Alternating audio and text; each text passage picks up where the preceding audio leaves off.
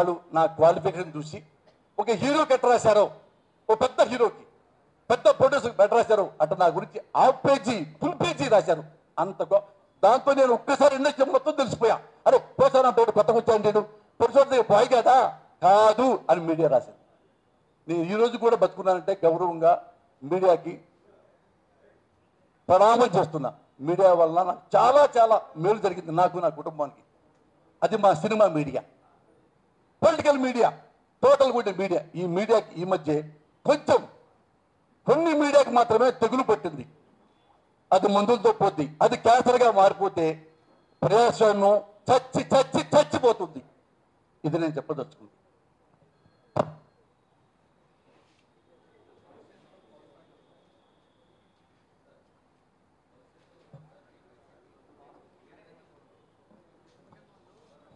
భవిష్యత్తులో పోసాని వైసీపీలో ఎలా చూడబోతుంది అని నేను మీ మీడియా ముందు ఇప్పుడు ఒక మాట చెప్తున్నా, చచ్చేదాకా అదే మాట చెప్తా. నేను లైఫ్లో ఏ పార్టీలో చేరను, ఏ పార్టీలో ఎమ్మెల్యేగా పోటీ చేయను. నాకు ఆఫర్లు ఉన్నాయి, ఎవరైనా కానీ పేర్ల ప్రస్తుతం. నేను ఏం చెప్పబోతున్నానంటే నేను ఎమ్మెల్యేగా పోటీ చేయను, ఎంపీగా పోటీ చేయను. అలాగని చెప్పి దొడిదారులో ఎమ్మెల్సీ తీసుకోను, దొరిదారులు రాజ్యసభ తీసుకోను. అలా సపరేట్గా వస్తాయి పోతుంది. చైర్మన్లు ఆ చైర్మన్ వస్తాయి కదా నామినేటెడ్ పలా కార్పొరేషన్ లెదర్ కార్పొరేషన్, ఈ కార్పొరేషన్ ఏ నామినేట్ పదవులు నేను తీసుకోను. ఎలాంటి రాజకీయ పదవులు కానీ ఏమి తీసుకోను. ఇలాగే ఓటర్ కానీ ప్రతిస్పందిస్తా. ఇది ప్రమాణ సాక్షి, నా బిడ్డల మీద సాక్షి. ఇది మించి నేనేమైనా వాళ్ళు పదవులతో పెట్టారండి ఏం చేయమంటారు, వాజ్పేయి గారే చూరా అంటే చీట్ ఇచ్చారండి ఏం చేయమంటారు అనే లంగా మాటలు నేను మాట్లాడినా. మాటతో నా కొడక నా మగం ఊసాలండి ఇక్కడ ప్రశ్న పెట్టి చెప్పండి.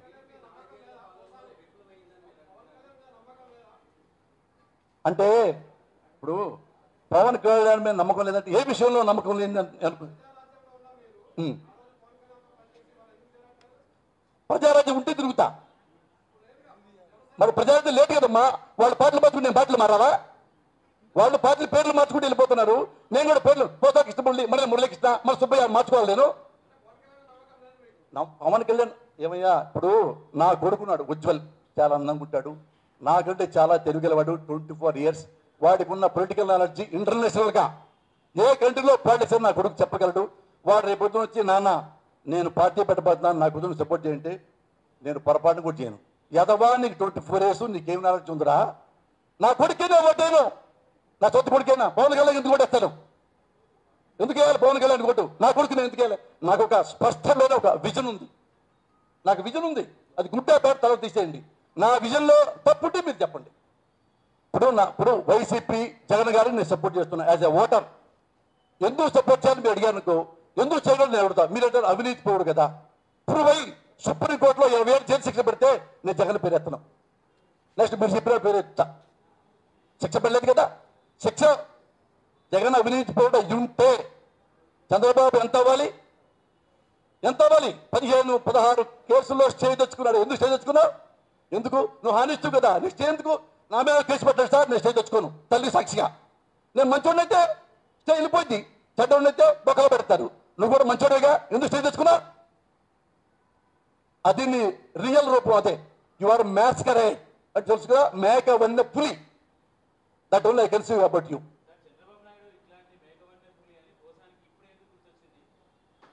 ఇప్పుడు గుర్తొచ్చేది ఉంది, ఎప్పుడు గుర్తొచ్చింది? ఈరోజు అలా చాలాసార్లు వచ్చా. గురుగారు మీరు లేటు కూర్చుంటారు, చాలాసార్లు వచ్చా. ఇది డజన్లు అయిపోయినాయి, డజన్ సార్లు అయిపోయినాయి. మీ పేరు చారి గారు. జగన్ గారిని కలవక ముందు కూడా చాలా చంద్రబాబు గురించి ఇంతకంటే మాట్లాడా. ఒకసారి మీ దానికి వెళ్తే మీకు దొరుకుతాయి, యూట్యూబ్లో దొరుకుతాయి. లోకేష్ బాబు గురించి కూడా ఇదే మన టీవీ పెద్దలు నాకు లైవ్ ఇచ్చారు, స్ట్రాంగ్గా మాట్లాడా. ఇంతకుముందు కూడా ఎమ్మెల్సీ రాజేంద్ర ప్రసాద్ గారు సినిమా వాళ్ళు తిట్టినప్పుడు కూడా తెలుగుదేశం గురించి, చంద్రబాబు గురించి ఇంకా ఇలాగే మాట్లాడా. అది మీకు తెలుసు, ఒకసారి మీరు చూడండి. ఇదే ఫస్ట్ టైం ప్రెస్ మీట్ అంటే మీరేమైనా తినొచ్చు. ఇదే ఫస్ట్ టైం వచ్చావు, నువ్వు కావాలని మోటివేషన్తో వచ్చావు. నేను చెప్పినంత మాత్రం జగన్ కొట్టేరేవుడు. నేను వేస్తున్నాను, ఉన్నాళ్ళలో బెటర్ నేను నమ్ముతున్నా అంతే.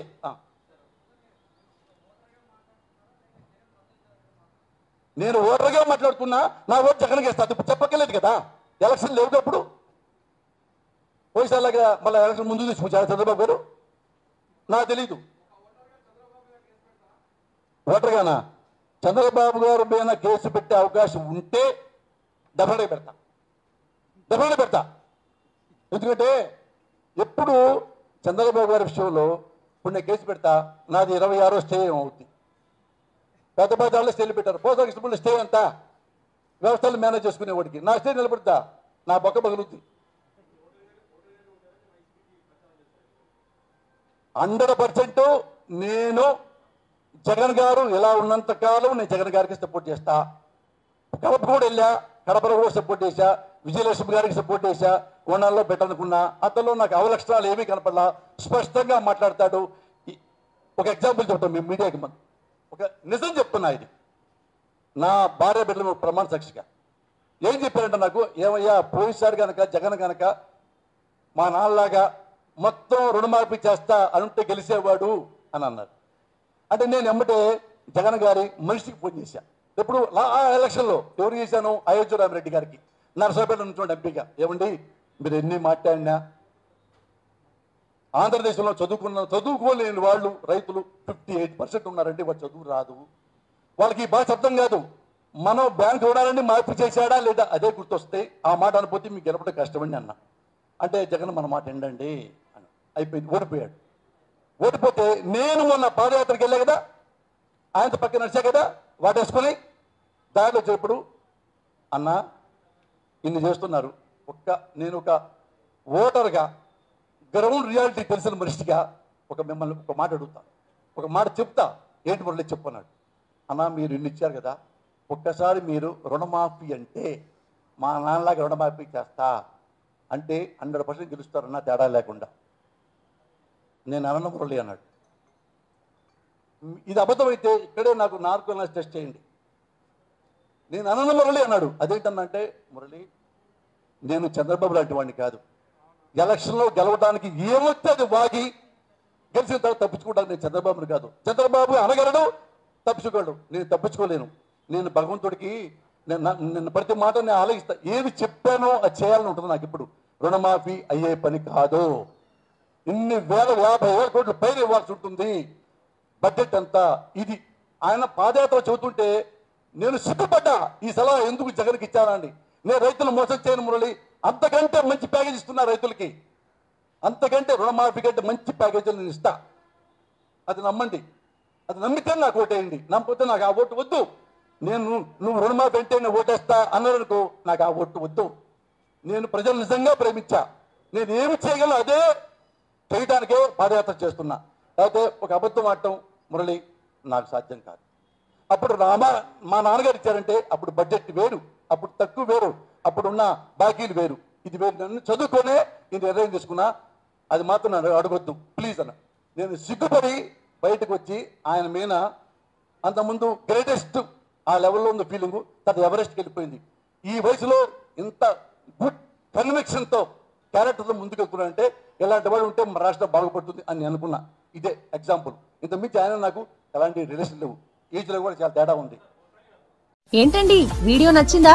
అయితే ఓ లైక్ వేసుకోండి, లేదంటే ఓ కామెంట్ చేయండి. ఎప్పటికప్పుడు మా వీడియోస్ చూడాలంటే సబ్స్క్రైబ్ చేసుకోండి.